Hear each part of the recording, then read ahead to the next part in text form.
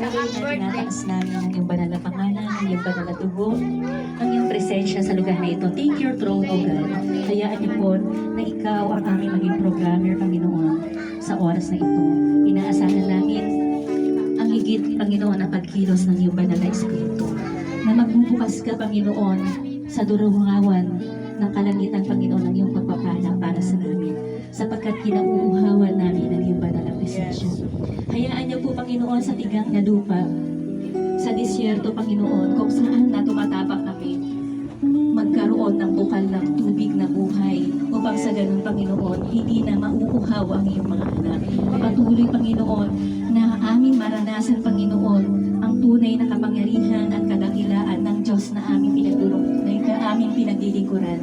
Sapagkat ang aming Diyos ay buhay. Our God is not dead. Our God is alive at makapangyarihan sa buong daigdig. Maraming salamat. In Jesus' name we pray and let us all sing. Amen and amen. Sige po, mapagpaalang hapon po sa ating lahat. Yan po, maaaring mainit po yung hapon, no? Pero sabayan po natin yung init ng pag-ibig po ng ating Diyos. Amen? Sabi nga po, every season, tag-init lang, taglamig, tag-araw, tag-tuyot. Diyos po ay nananangin ngayon, bukas mga bata, mga anak, kumusta na po kayo? Amen?